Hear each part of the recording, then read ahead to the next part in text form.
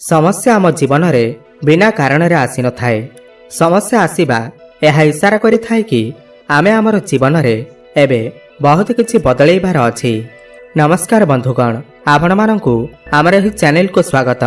आज ज्योतिष कार्यक्रम कुंभ राशि व्यक्तिविशेष मानक पई बहुत ही अधिक गुरुत्वपूर्ण रही अछि। सेथिपई समस्त कुंभ राशि व्यक्तिविशेष माने एही भिडियोटी को थरे मात्र धैर्यर सहित शेष पर्यंत देखंतु देवता मानकर गुरु मानकर श्रेष्ठ देवगुरु बृहस्पति राशि परिवर्तन करने को जाउछंती एवं बृहस्पतिंकर एही राशि परिवर्तन महापरिवर्तन हेबाकु जाउअछि। 15 मई 2025 को देवगुरु बृहस्पति राशि परिवर्तन करने को जाउछंती। तो एही बृहस्पतिंकर राशि परिवर्तन कुंभ राशि व्यक्तिविशेष मानक पई किपरि रहिबो एही विषय रे आमे आज रे भिडियो रे विस्तार भाव जानिबा। बृहस्पति आपणकर केउ भाव को गोचर करिवे एवं केउ भाव उपर को दृष्टि देबे एवं आपणकर जीवन रे कौन सबु बड़ परिवर्तन हेबाकु जाउअछि। बंधुगण, यह काहेकि महापरिवर्तन अटे काहेकि ना देवगुरु बृहस्पति पूरा गोटे वर्ष पर्यंत गोटे राशि रे रहिथांती एवं गोटे वर्ष परे आउ गोटे राशि को चलन करिथांती। पूरा 12 वर्ष परे देवगुरु बृहस्पति आपणकर पंचम भाव को आसुछंती। तो यह देवगुरु बृहस्पति आपणकर पंचम भाव रे आपणकु केउ प्रकार फल प्रदान करिवे आसंतु जानिबा। एही कार्यक्रम आपणकर जन्म राशि चंद्र राशि उपर आधारित। एहा पूर्वरु जदि आपणकर भी कुंभ राशि होई थाए एवं आपण भी ईश्वर को सच्चा हृदय भक्ति करंती विश्वास करंती तेबे एही भिडियोटी को लाइक करी कमेंट बॉक्स रे जय मां लक्ष्मी जय जगन्नाथ अवश्य लिखि दियंतु। बंधुगण, राशि चक्रर एकादश राशि हेउछि कुंभ राशि एवं आपणक राशि ठारू देवगुरु बृहस्पति 15 मई को आपणकर पंचम भाव को चलन करुछंती एवं पूर्वरु बृहस्पति आपणकर चतुर्थ भाव रे चलन करुथिले।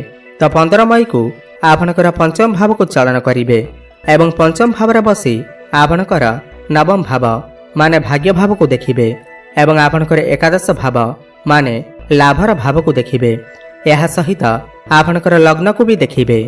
सबुठ प्रथमे तो आपण शिक्षा क्षेत्र में बहुत अधिक उन्नति करिवे काहेकि ना पंचम भाव आपणकर शिक्षा क्षेत्र भाव होइथाए, प्रेमर भाव होइथाए एवं संतान प्राप्तिर मध्य भाव होइथाए। तो गुरु आपणकर पंचम भाव को आसीबार मान हैला आपण आपणकर शिक्षा क्षेत्र में बहुत अधिक उन्नति करिवे एवं जो विद्यार्थी माने अछंती आपण निश्चय देखिबा को पाइबे कि आपणकर पाठपढ़ा रे किछि ना किछि बड़ परिवर्तन अवश्य घटिबा। आपण जदि किछि उच्च शिक्षा प्राप्ति करबा को चाहुथिले किमा कोनोसी नूतन स्थान रे एडमिशन नेबा को चाहुथिले तो आपणकु भल जगह रे एडमिशन मिलि जिवो। आपण उच्च शिक्षा करबा पई बाहर को जाई पारंती। जदि आपण किछि एंट्रेंस देउछंती किमा किछि इंटरव्यू देउछंती कॉम्पिटिटिव एग्जाम देउछंती तेबे आपनको सफलता अवश्य प्राप्ति हेबा। 15 मई परे जदि आपणकर किछि एग्जाम अछि तेबे सेथिरे आपण निश्चिंत भाव रे उत्तीर्ण करिवे। एही गुरुंकर महापरिवर्तन विद्यार्थी मानक पई बहुत अधिक भल रही अछि एवं एही पंचम भाव संतानर भाव मध्य होइथाए एवं गुरु मध्य संतानर कारक ग्रह होइथांती। तो कुंभ राशि व्यक्ति विशेष मानक पई संतान प्राप्ति पई एही समय बहुत ही अधिक भल रही अछि। आपण चेष्टा जारी रखंतु, आपण को निश्चिंत भाव रे संतानटीए प्राप्ति हेबा। जेउ दंपति माने पूर्वरु संतान पई चेष्टा करुथिले संतान प्राप्ति होई पार नथिला आपण देखिबे 15 मई परे आपणकर सही मनर इच्छा निश्चिंत भाव रे पूर्ण हेबा। 15 मई 2025 रु नै करी पूरा 2026 मसिया मे मास पर्यंत पूरा गोटे वर्ष पर्यंत संतान प्राप्ति पई आपणक पई भल समय रही अछि।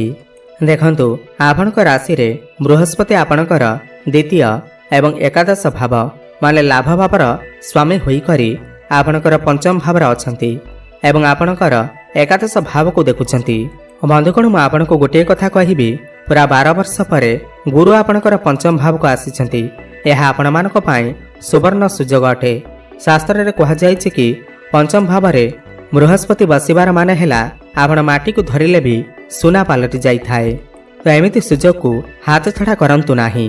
तो कुंभ राशि व्यक्ति विशेष मानक पई एही गुरुंकर महापरिवर्तन अत्यंत शुभ अटे।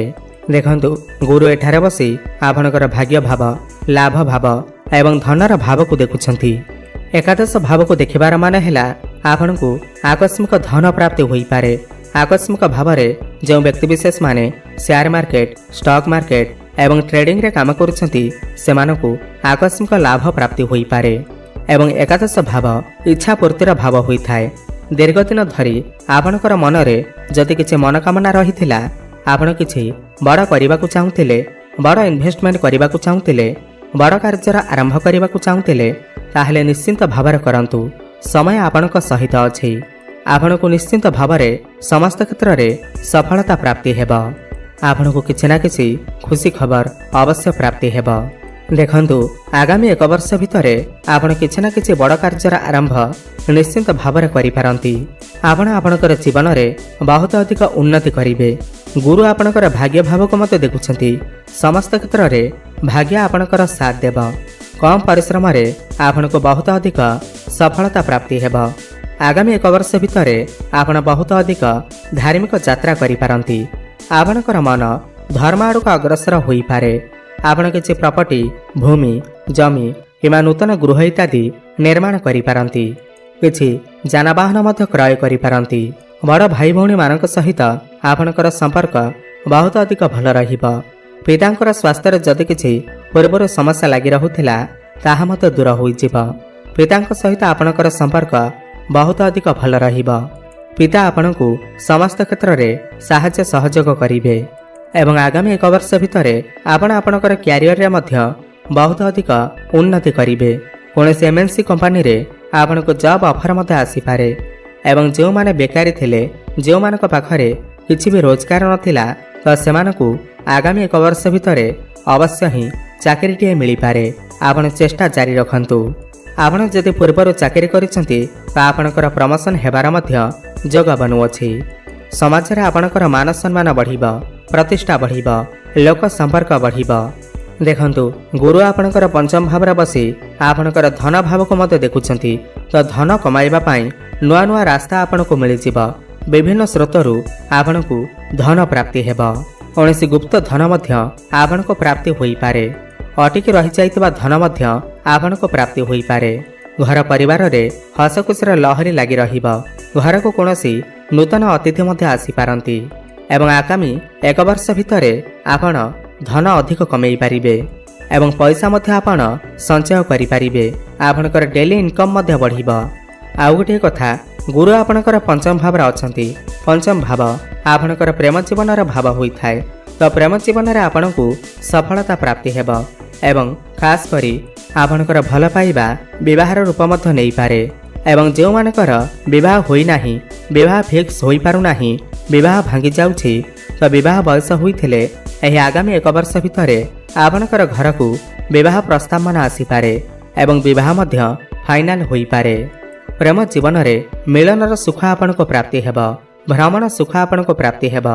ଯେଉଁମାନଙ୍କର କଥାବାର୍ତ୍ତା ବନ୍ଦ ହୋଇଯାଇଥିଲା, ବ୍ରେକଅପ୍ ଆଦି ହୋଇଯାଇଥିଲା, ସେମାନଙ୍କର ପୁଣି ଥରେ କଥାବାର୍ତ୍ତା ହୋଇପାରେ। ପ୍ୟାଚଅପ୍ ହେବାର ମଧ୍ୟ ସମ୍ଭାବନା ବନୁଅଛି। ଏବଂ ଯେଉଁମାନେ ବି ସିଙ୍ଗିଲ ଅଛନ୍ତି, ସେମାନଙ୍କୁ ନୂତନ ପାର୍ଟନର ମଧ୍ୟ ମିଳିପାରନ୍ତି। ତ ପ୍ରେମ ଜୀବନକୁ ନେଇ ଆଗାମୀ 1 ବର୍ଷ ବହୁତ ଭଲ ସମୟ ରହିଅଛି। ଗୁରୁ ଏଠାରେ ବସି ଆପଣଙ୍କର ପ୍ରଥମ ଭାବକୁ ଦେଖୁଛନ୍ତି। ତ ଆପଣଙ୍କର ପୂର୍ବରୁ ଯଦି କିଛି ସ୍ୱାସ୍ଥ୍ୟରେ କିଛି ସମସ୍ୟା ଲାଗି ରହୁଥିଲା, ତେବେ ସେଥିରେ ସୁଧାର ଆସିବ। ସମସ୍ତ ସ୍ୱାସ୍ଥ୍ୟଜନିତ ସମସ୍ୟାରୁ ଆପଣଙ୍କୁ ମୁକ୍ତି ମିଳିଯିବ। କିନ୍ତୁ ଆପଣଙ୍କର ଟିକେ ମୋଟାପା ବଢ଼ିପାରେ, ମୋଟାପଣ ବଢ଼ିପାରେ। ସେଥିପାଇଁ ଆପଣ ବାହାର ଖାଦ୍ୟପେୟ ଖାଇବା ଠାରୁ ଦୂରେଇ ରୁହନ୍ତୁ। ଆପଣ ଆଗାମୀ 1 ବର୍ଷ ଭିତରେ ବହୁତ ଅଧିକ ଜ୍ଞାନୀ ହେବେ ଏବଂ ବହୁତ କିଛି ଜିନିଷ ଜାଣିବାକୁ ପାଇବେ। ବନ୍ଧୁଗଣ, ଆଗାମୀ 1 ବର୍ଷ ଆପଣମାନଙ୍କ ପାଇଁ ବହୁତ ହିଁ ଅଧିକ ଭଲ ସମୟ ରହିଅଛି। ଏମିତି ମୌକା ହାତଛଡ଼ା କରନ୍ତୁ ନାହିଁ। ଆପଣ ଚେଷ୍ଟା ଜାରି ରଖନ୍ତୁ। ଆପଣଙ୍କୁ ସଫଳତା ଅବଶ୍ୟ ପ୍ରାପ୍ତି ହେବ। ଅଧିକ ଶୁଭଫଳ ପ୍ରାପ୍ତି କରିବା ପାଇଁ ବନ୍ଧୁଗଣ ଦେଖନ୍ତୁ, ଆପଣଙ୍କ ରାଶିରେ ବର୍ତ୍ତମାନ ଶନିଙ୍କର 3ୟ ଚରଣ ଚାଲୁଅଛି। ତ ସବୁଠୁ ପ୍ରଥମେ ତ ଆପଣ ଶନିଙ୍କର ବୀଜମନ୍ତ୍ରର ଜପ ଅବଶ୍ୟ କରନ୍ତୁ। ଓಂ ପ୍ରାଂ ପ୍ରିଂ ପ୍ରଂ ସହ ଶନିଶ୍ଚରାୟ ନମଃ 108 ଥର ପ୍ରତ୍ୟେକ ଦିନ ଜପ କରନ୍ତୁ। ଶୁଭଫଳ ପ୍ରାପ୍ତି ହେବ। ଏବଂ ହନୁମାନ ଚାଳିଶାର ପାଠ କରନ୍ତୁ। ଏବଂ ପ୍ରତ୍ୟେକ ଗୁରୁବାର ଦିନ କଦଳୀ ଗଛ ମୂଳରେ ହଳଦୀ ପାଣି ଅର୍ପଣ କରନ୍ତୁ। ଆପଣଙ୍କୁ ଶୁଭଫଳ ପ୍ରାପ୍ତି ହେବା ସହିତ ଆପଣଙ୍କର ଭାଗ୍ୟରେ ଉନ୍ନତି ଆସିବ। ଧନ୍ୟବାଦ।